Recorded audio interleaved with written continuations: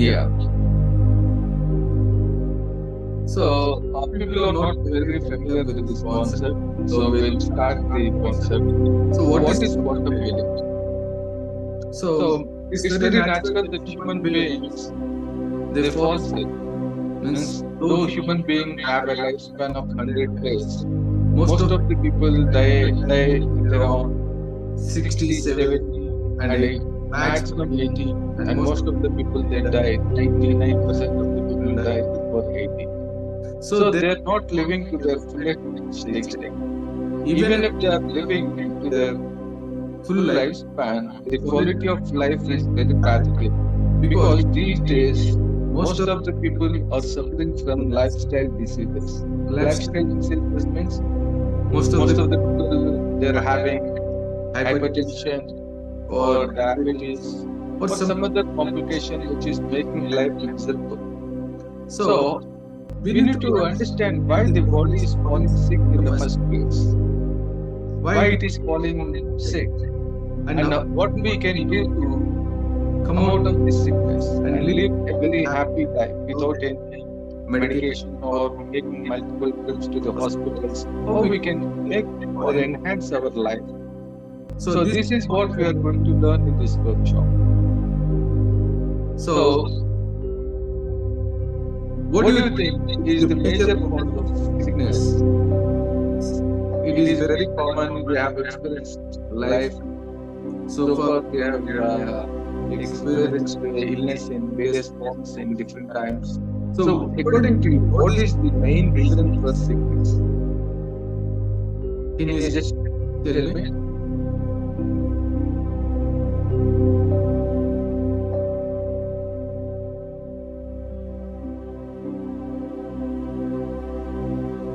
So you know the answer.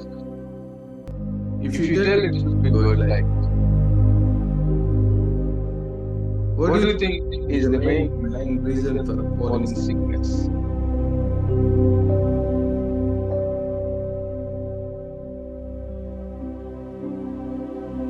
So we'll start our session.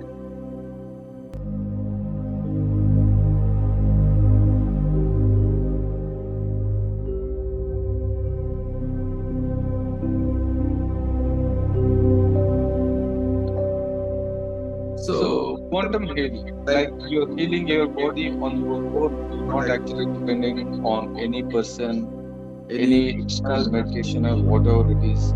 With whatever power you have, you are healing your body. So the basic premise of quantum healing is that you should be able to heal your body naturally with the power you have, instead of depending on medicines, instead of depending on treatment, instead of depending on medical professionals.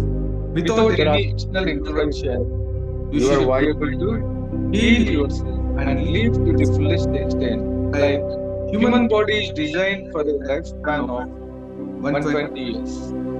But unfortunately, we are not living that long. So now in this workshop, we will try to understand why we are not having a qualitative life.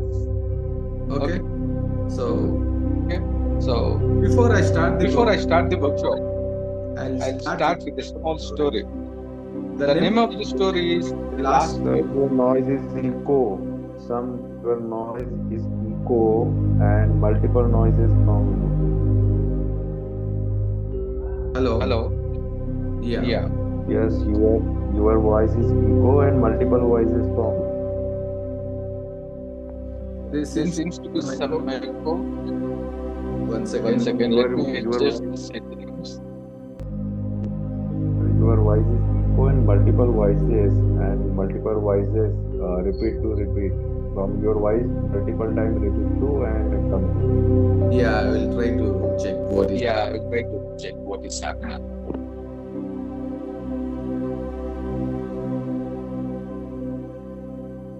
Am I audible now?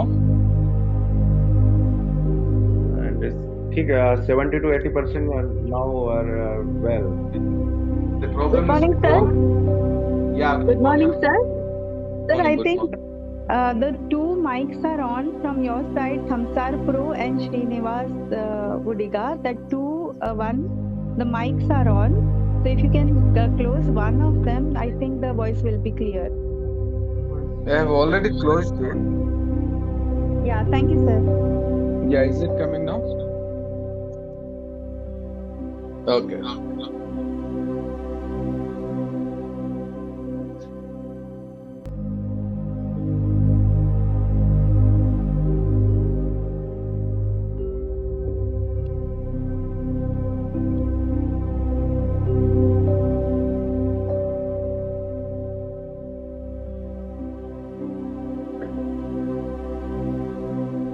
Yeah. Now is it clear? Hello? Yes, sir. Yeah. Once again.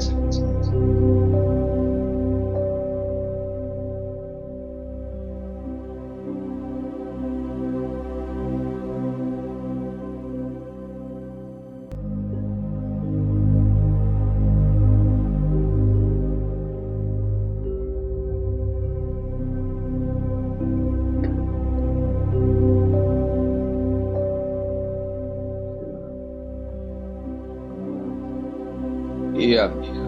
We are starting our session with a small story. This is the story which is titled The Last Leaf. So, in this story, there was a young girl, who happens to fall sick. She had a severe pneumonia, and the doctors told her that she will be living for only a short span. She is going to die any moment. She was living in England, and that too in cold winter.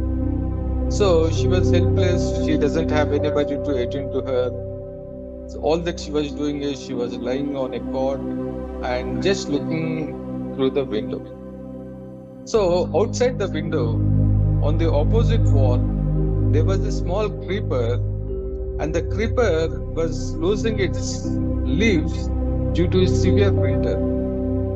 Every day, some leaves are falling, and this tree or the creeper is losing all its leaves. Then this girl, she thought, okay, looking at the tree, she thought when the last leaf falls off, she will die. That is the correlation she has made. She thought she is going to die the moment the last leaf is going to fall off. So every day she was looking at it, and day by day the leaves are coming down, coming down, coming down.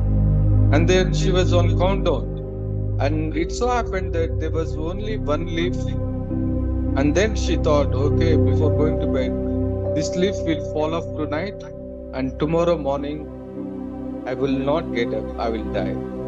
She had that strong conviction that she might die the next day morning. And she slept off. She thought, okay, she is going to die, and she slept off. In the meantime, there is one painter, an artist in that neighborhood. So he is a very good artist. He wanted to do something very creative. It so happened that he looked at the creeper, and then he thought the creeper is looking very, very bland. So I will do one thing. I will paint the leaves to the creeper so that the creeper look lively. So he thought, and he got up and took out his paints and brush, and he started painting leaves. But he could not do much.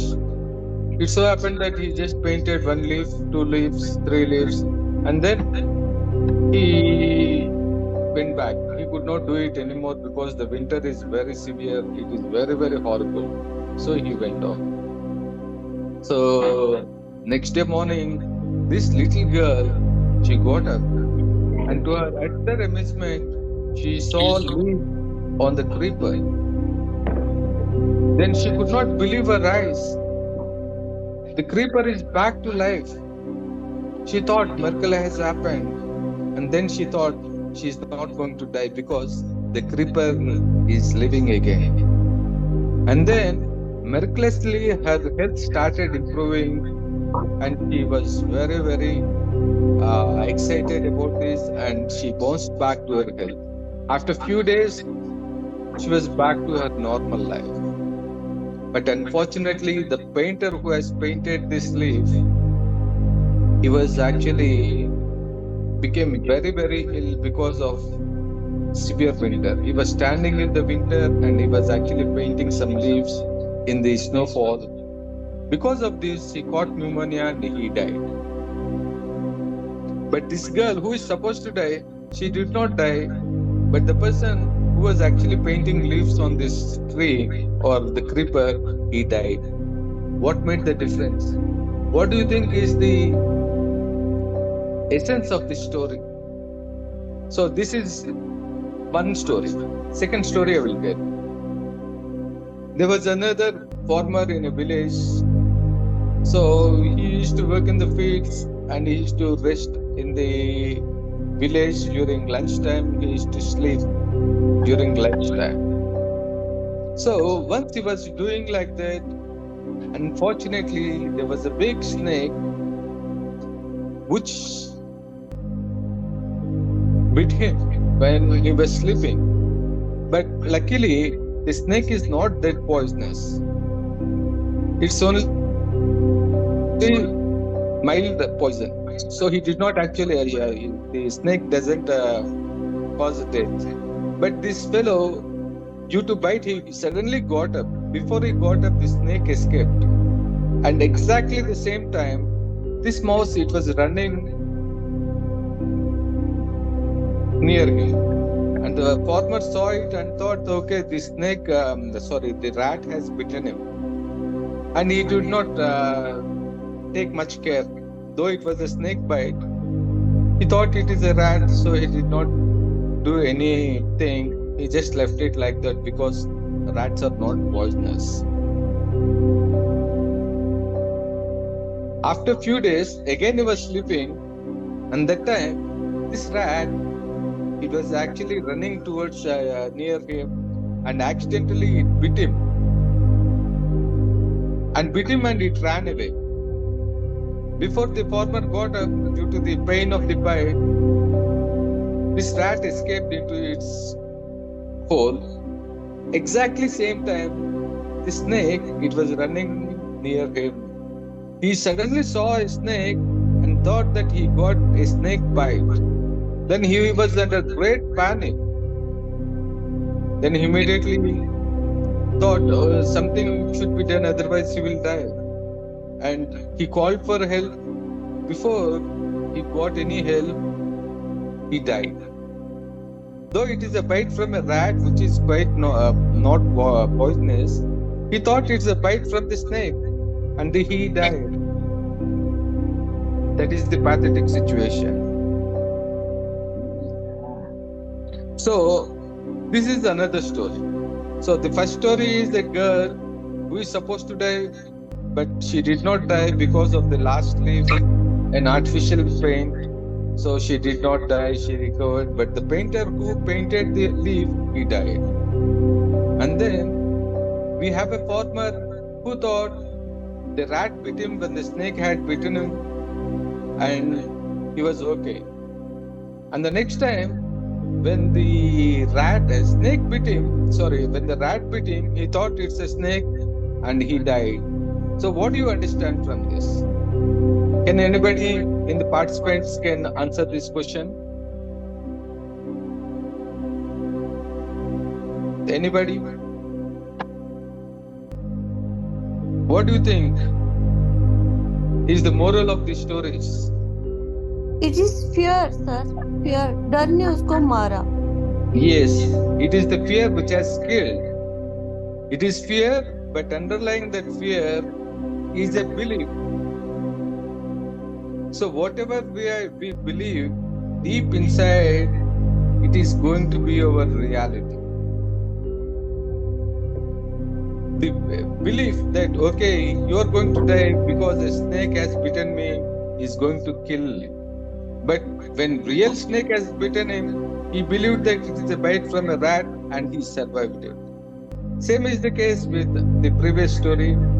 She believed that when the leaves doesn't fall, she will live, and when the leaves fall, she will die.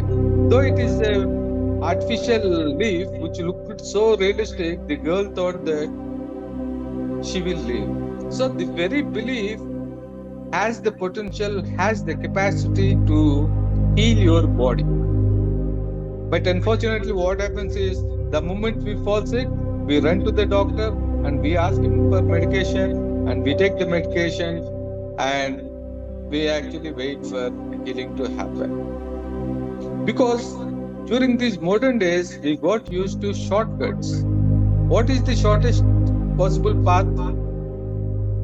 Go to your doctor, get some prescribed drugs, pop it, and then you expect the miraculous heal. That's the situation. We are used to shortcuts. Because of the shortcuts, we want to depend on doctors and medicines, and that is how we want to heal ourselves. But as a matter of fact, you should understand the fact that human body is amazing. It has all the power to heal itself. It has an auto-correcting mechanism. It can correct itself without anything. Only thing is that we need to wait, and the healing will take over. You must have seen animals like cats and dogs, they get injured, but without being treated also they get healed. And another thing is that there are times when we have fallen sick, when we have been wounded, even without taking any medical care, the body cured itself. Means you should understand that the body has the capability to cure itself. But unnecessarily we are intervening the healing process.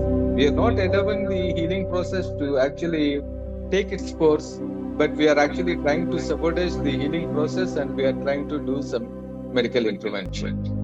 So this is a blunder.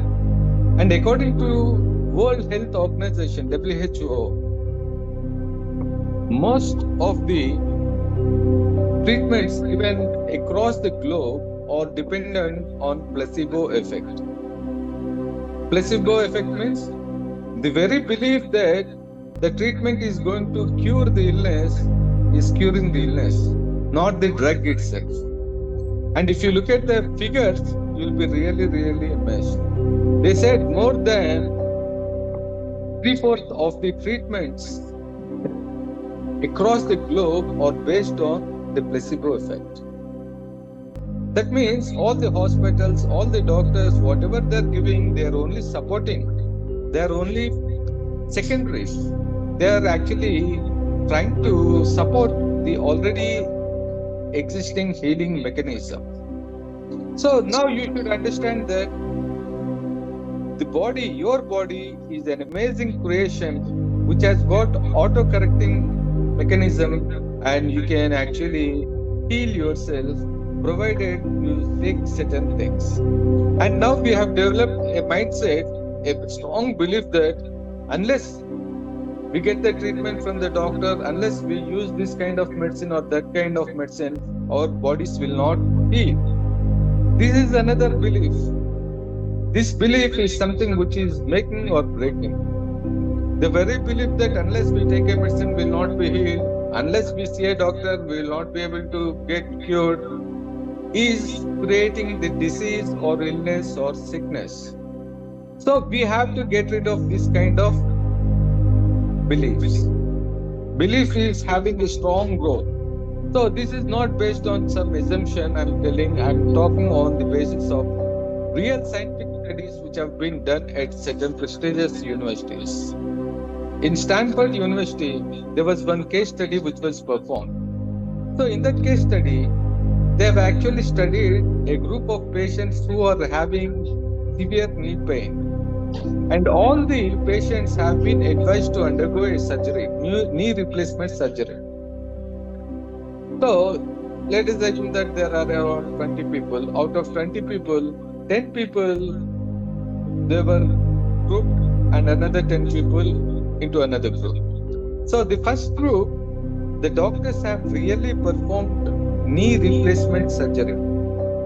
On the second group, the doctors did not do anything rather than faking, rather than they just pretended as if the surgery has been performed. They have just made small incisions, they have put the bandages, and they said, okay, your knee placement surgery was very successful. So both the patients thought that the surgery was done. So after 1 year, they have studied the effect of this operation. One is fake operation and the other one is real operation. In the group of patients where the surgery was actually performed, nearly 60% of the people said that okay, they had undergone their surgery was successful. They're no longer having pain. But other people still complain that there are some other complications. And to the utter amazement of the other group, the doctors found that not in the second group where there was no surgery performed, people reported that there was no pain at all and that pain did not recur after that, even after 1 year or 2 years. So what is the moral of this story? This is what is known as placebo effect. So the belief that the surgery was performed, the belief that the surgery was successful has cured the disease in the second group. Whereas the second group, they've actually intervened surgically, they have operated. Because of this intervention, the body could not heal itself completely because there was a medical intervention. Surgical intervention. So naturally it has actually relapsed. Some people, they have still reported there was a problem with their knees. So this is a great eye-opener. It shows the healing power of human body. The human body is capable of healing itself without any external aid. This is a pure scientific study which was done.